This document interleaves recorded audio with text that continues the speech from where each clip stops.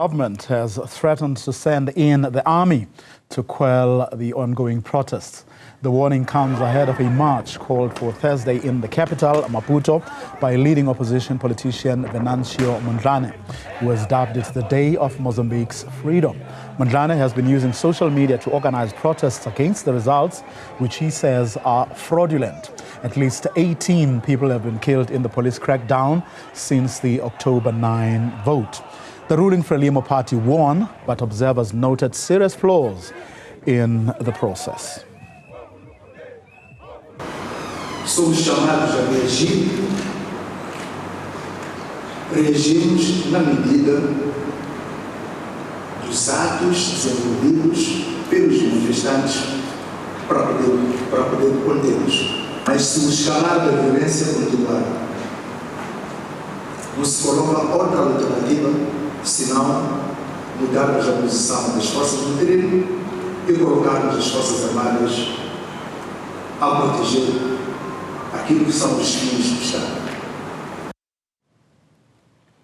Joining us now is Gavin Kelly, who is the Road Freight Association's CEO. A very good afternoon to you, Gary. Thanks very much for your time.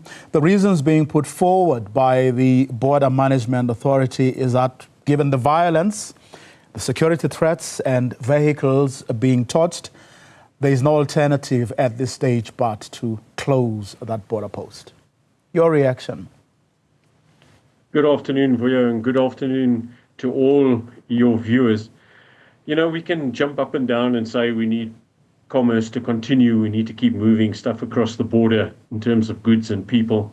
But the reality is we don't want to send, in our case, our drivers into a situation where their safety cannot be guaranteed, where there's heightened risk.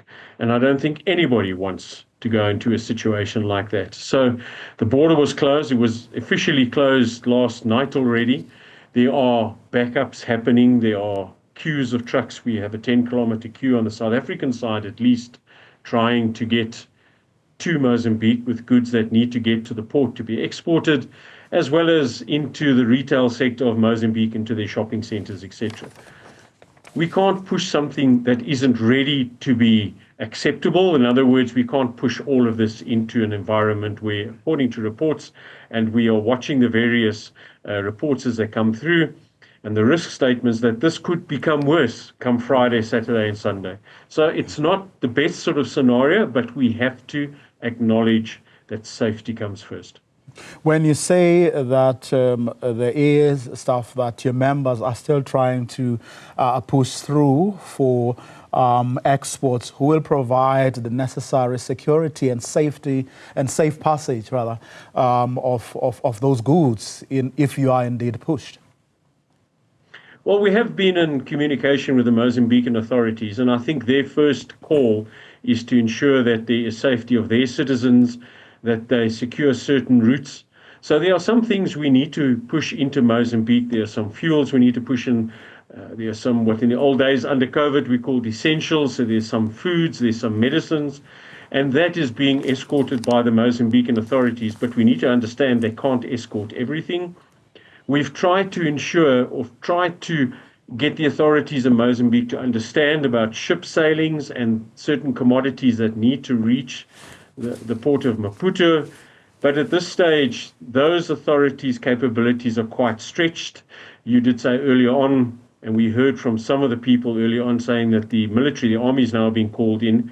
Some of our operators have got private security, but not everybody. That costs a lot of money. So that is why we are not operating at full tilt. Right now, as I speak, no one is crossing the border.